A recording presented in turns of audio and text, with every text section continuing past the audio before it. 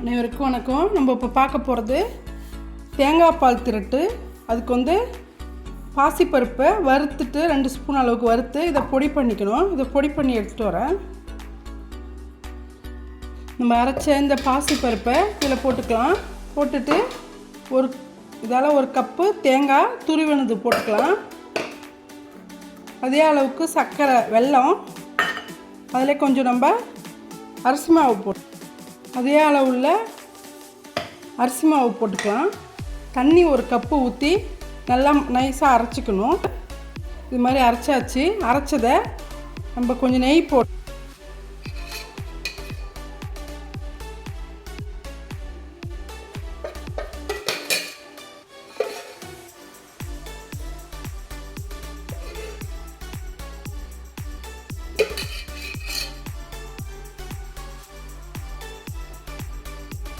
முந்திரி பருப்பும் திராட்சையும் வறுத்துக்கலாம். நெய் சூடாயிடுச்சு.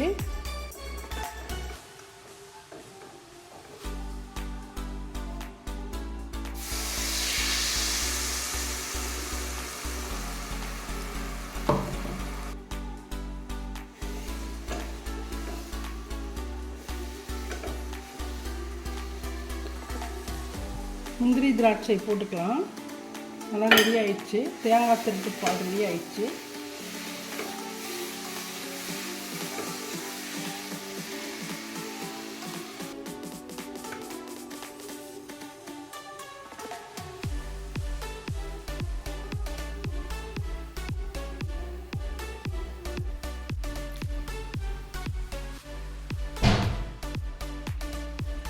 அனைவருக்கும் வணக்கம். நம்ம செய்ய போகிறது ரஸ்க் வச்சு அல்வா.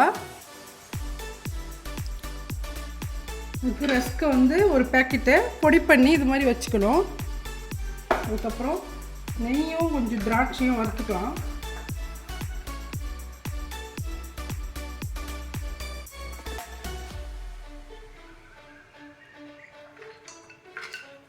நெய்யும் கொஞ்சம் திராட்சையும் வறுத்துக்கலாம்.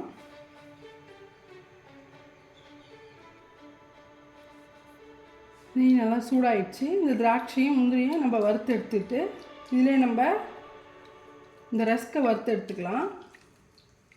1 ஸ்பூன் ஆயிலும் 1 ஸ்பூன் நெய் போட்டிருக்கேன்.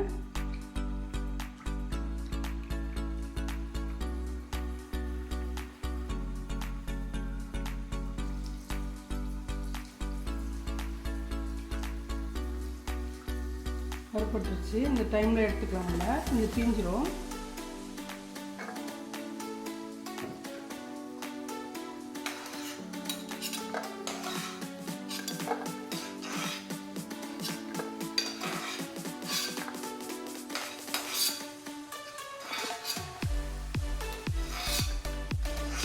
இதில் நம்ம ரஸ்கையும் வறுத்துக்கலாம்.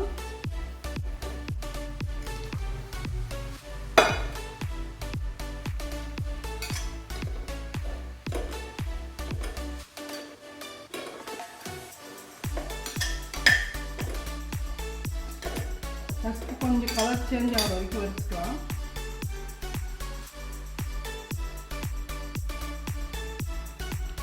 ரஸ்க்கை கொஞ்சம் ஃபைனாக பொடி பண்ணாமல் இது மாதிரி 1 பாதியமாக பொடி பண்ணுங்கள். அப்போ நல்லா டெக்ஸ்சர் நல்லாயிருக்கும்.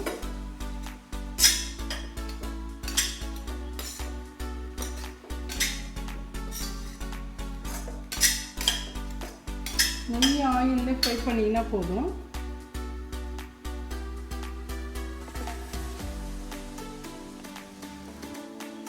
இங்கே நல்லா ரெடி ஆயிடுச்சு. இதை எடுத்துட்டு தண்ணி ஊற்றி இந்த டம்ளரால்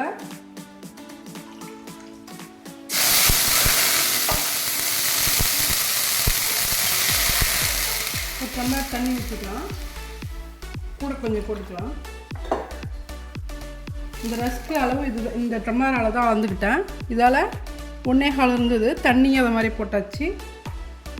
தண்ணி கொதிக்கட்டும். தண்ணி கொதிக்கிட்டு பாருங்கள். இந்த டைமில் நம்ம சர்க்கரையை போட்டுக்கலாம். சர்க்கரை அளந்து வச்சுருக்கேன் நான்.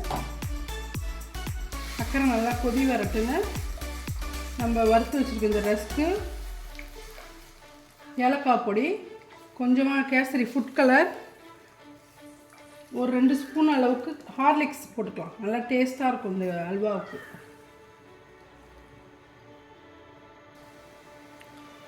பாருங்க, சர்க்கரை நல்லா கரைஞ்சிடுச்சு, தண்ணி நல்லா கொதிக்குது. இந்த டைமில் கொஞ்சமாக கேசரி பழம் ஆட் பண்ணிக்கலாம்.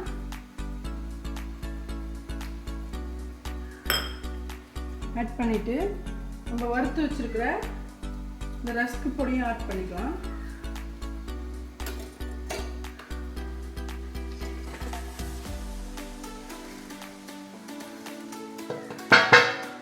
ஆட் பண்ணிவிட்டு இதில் நம்ம சின்ன பேக்கெட் ஹார்லிக்ஸ் இருக்குது, அதையும் போட்டுக்கலாம். வீட்டில் இருந்தால் ஒரு 2-3 ஸ்பூன் அளவுக்கு போட்டுக்கோங்க. என்கிட்ட இல்லாததால ஒரு சின்ன பேக்கெட் வாங்கி போட்டிருக்கேன். இது நல்லா கிண்டிக்கிட்டே இருக்கணும்.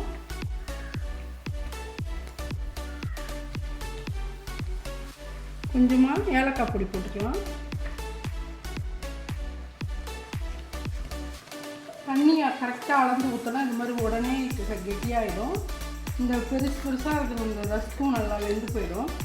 வெந்து நல்லா மிக்ஸ் ஆகும். அது கூட பார்க்குறதுக்கு ஸ்ட்ரெச்சர் நல்லாயிருக்கும். இது 1 கிளாஸு சின்ன பேக்கெட் ரஸ்க்கு தான் இவ்வளோ தூரம் வந்திருக்கு. ஒரு 4 பேர் சாப்பிட்லாம் இந்த அல்வா.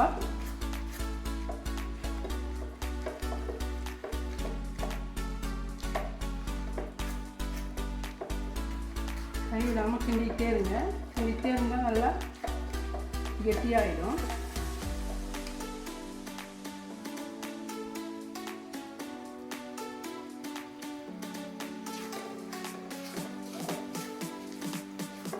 நல்லா கெட்டியாகிடுச்சு பாருங்க. இன்னும் கொஞ்சம் கெட்டியாகட்டும். பாருங்க, அல்வா நல்லா ஸ்ட்ரெச்சர் நல்லா இருக்குது. நம்ம நெய் ஆயில் போட்டு வறுத்ததால் நல்லா சாஃப்டாகவும் வந்து போயிடுச்சு பாருங்கள். கொஞ்சமாக ஃபுட் கலர் ஆட் பண்ணுறதால கலர் நல்லா சேஞ்ச் ஆகி நல்லாயிருக்கு.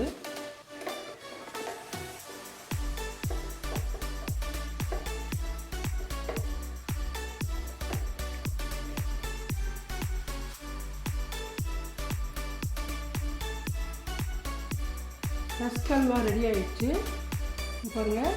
ஸ்ட்ரெச்சர் நல்லா சூப்பராக வந்திருக்கு.